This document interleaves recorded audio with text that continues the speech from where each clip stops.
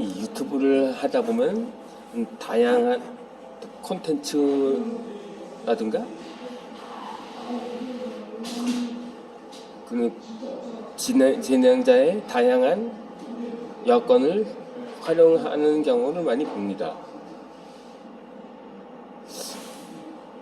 흔히 어떤 채널의 경우는 사업용 이름을 사용한다든가 얼굴을 공개하지 않는 경우가 있습니다. 그런데 역시 사람들이 아는 건 싫다고 느낀다면 다음 방법을 추천합니다.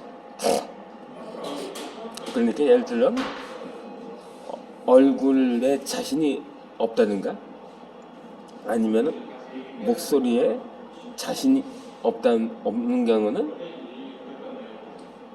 그렇게 되면 만약에 그렇다면 예를 들어 자막만으로 나오는 영상이 있는 반면에 직접 얼굴을 노출하고 말을 하는 사람들도 있거든요. 그런데 목소리도 별로고 목소리가 별로라면 얼굴이 좀 된다든가 아니면 얼굴은 되지만 목소리가 좀 별로라든가 그런 사람이 있지 않습니까? 세상에 완벽한 사람은 없으니까요. 그러니까 만약에 이 둘 중에 하나라도 이렇게 자신이 없다고 생각을 한다면 위에 같은 이전에 언급했던 말대로 하면 완벽하게 들키지 않습니다. 특히 회사에 비밀로 하고 지금부터 일을 시작하기 위한 실을 뿌리고 싶은 사람에게 추천하는 방법입니다. 사업용 이름을 생각할 때 예전부터 팬이었던 사람의 성을 사용해 둔다든가 어차피 바꾸는 거면 멋진 이름으로 하자고 신이 나는 사람도 많죠. 제 경우 처음 유튜브 채널을 개설했을 때 당시는 본명으로 채널명을 만들다가 제 직업명으로 개설을 하기도 했었죠. 제가 한 4-5차례 계정을 변경했던 적이 있는데 이 다음에는 제가 처음 오프라인 그러니까 종이 원고 시절에 집필했던 작품명으로 제목으로 채널명을 지어본 적도 있었습니다. 그러다가 최근 들어서는 그냥 근데 사실상 물론 강사도 직업이긴 한데 거의 뭐 레벨이 있잖아요. 강사도 공무원이 1급에서 9급까지 있듯이 너무 1타라고 하면 완전히 그거는 완전히 프로 수준이기 때문에 거의 문명에 가까운 9타라고 지어봤습니다. 그 전에 또 무명 작가라는 채널명을 사용한 적이 있었거든요. 좌우지간 사업용 이름을 생각할 때 예전부터 팬이었던 사람에서 그리고 가장 중요한 것은 이것입니다. 이를테면 내가 하는 것이라든가 하려는 것을 설사 지인들이 알게 되더라도 응원해 줄 사람이 더 많다는 것입니다. 저도 오랜 시간 블로그를 사용했었는데 이와 함께 페이스북도 이용했기 때문에 전 직장 동료한 상사뿐만 아니라 고등학교나 중학교 동창생들과도 친구로 연결되어 있습니다. 결국 쭉 이어져 있는 사람들 혹은 쭉 지켜와주는 사람들은 응원해주는 사람들입니다. 반면에 그러지 않은 사람들과는 자연스럽게 관계가 끊어집니다. 물론 뭐 하는 거냐고 비판적인 눈으로 보는 사람도 있겠죠. 하지만 그런 사람들은 여러분이 앞으로 가려고 하는 이상의 단계에서 없는 사람들 아닌가요? 그러니까 그런 인간관계는 끊어야 합니다. 지금까지 고마웠다고 마음속으로 말하고 가만히 멀어지면 됩니다. 제가 지금까지 영상 수백 개 넘는 영상을 올렸었는데 사실 댓글은 그렇게 많지 않습니다. 제가 유튜브 초창기에는 제가 오랜만에 컴백했던 왕년의 가수를 평가하는 영상을 올렸었는데 그때 댓글이 뭐지 이 아저씨라고 궁금해하는 듯한 댓글을 본 적이 있었습니다. 반면에 거에 악플이라고 할 수 있는 댓글도 보았었죠. 제가 여러 차례 언급했던 것처럼 말을 더듬는 병신이냐고 라고 말입니다. 그때 휴대폰 문자 형식으로 왔었거든요. 사실 그에 대해서는 전혀 괜찮지 않습니다. 그걸 법적 절차를 진행한다거나 고소를 한다는가 그렇게 치사한 짓은 하지 않으려고 하거든요. 그냥 자비와 넓은 아량으로 그 작성자를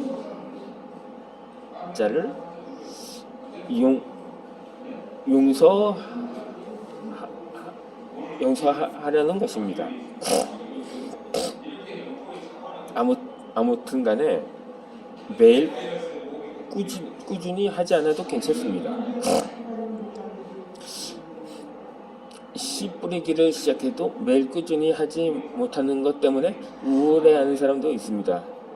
그 전에 이미 어차피 매일 하는 건 무리라고 처음부터 포기하고 그러니까 안 할래 하고 생각하는 사람도 있습니다.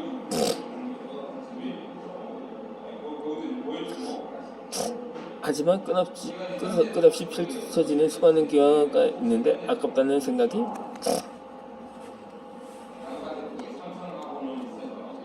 듭니다.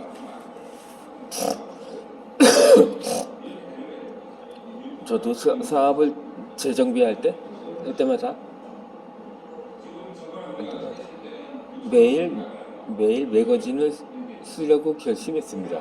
그런데도 솔직히 쉬운 일은 아닙니다. 하지만 아주 조금이라도 꽃 피운 날을 만나고 싶어서 매일 꾸준히 썼습니다.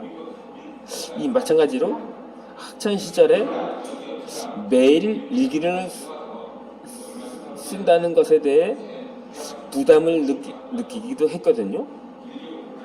아무나 당시에는 학교 과제도 있었기 때문에 사실상 자발적으로 하는 것과는 거리가 있었던 것처럼 말입니다.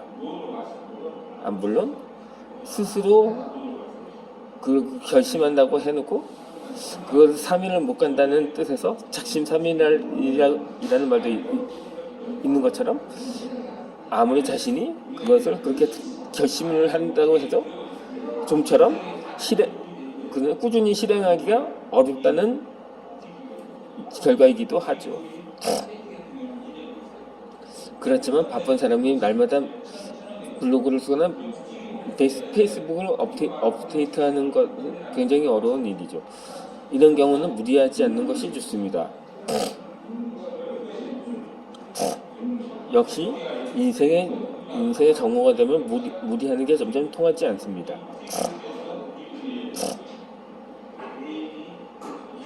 적절한 휴식은 일을 하는데 가장 중요한 과제입니다.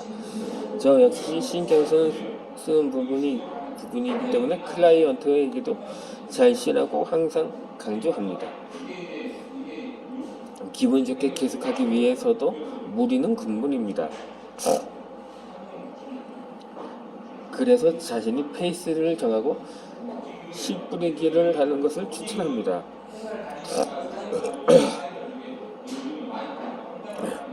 왜냐하면 자신의 생각이나 계획을 알리는 것도 중요하지만 그 전에 더 중요한 것이 있기 때문입니다. 그것은 바로 신뢰입니다. 사람이 무언가를 신뢰할 때는 그 자체가 인정돼서 되어 있는 것처럼 그것이 굉장히 중요합니다. 반대로 불안정한 것은 신뢰하기 어렵습니다. 만약 집을 살 때 집이 흔들거린다면 사지 않겠죠. 그리고 이성과 사귀거나 결혼할 때 그 연인이 직업을 계속 바꾼다면 곤란하겠죠.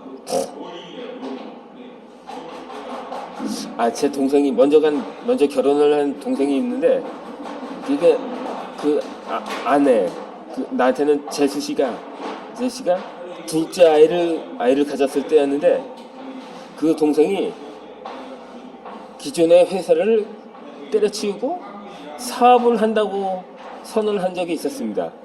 그때 그 아내가 울고불고 사정을 했다고 합니다. 당시 경매업을 했었다고 하는데 결국 성공하지 못했죠. 결과로. 그래서 더욱 쌍수를 들고 반대를 하는 것인지도 모릅니다.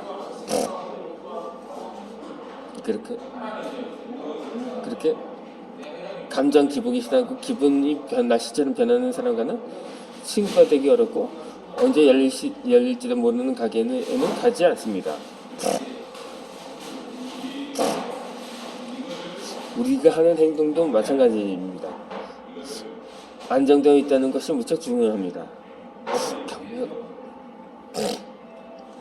일주일에 2번이라든지 3번이라든지 한 번도 좋습니다.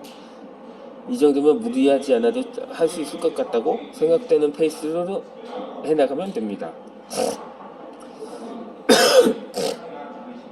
그 경우도 가능하다면 2월간 시간을 정하면 좋습니다. 지금 아침 7시에 블로그를 업데이트한다거나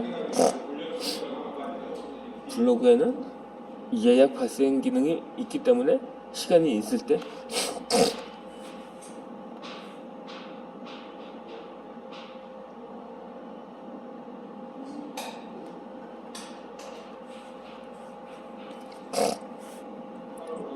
기사를 쓰고 업데이트를 예약해주면 정해진 요일에는가 정해진 시간에 업데이트 됩니다. 그렇게 페이스를 정해 나갑니다. 그러면 씨 뿌리기의 공간이 안정돼서 보러 오는 사람들에게 신뢰를 받게 됩니다. 당연히 가장 큰 신뢰는 매일 계속하는 것이겠죠. 하지만 처음에는 무리하지 않고 오래 할 수 있는 방법을 먼저 생각해 봅니다.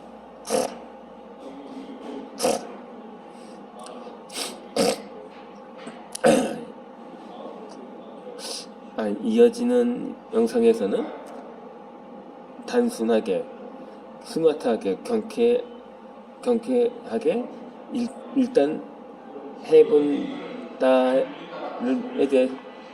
열쇠에 대해서 설명해 드리도록 하겠습니다. 그러면 다음 영상에서 이어서 설명해 드리도록 하겠습니다.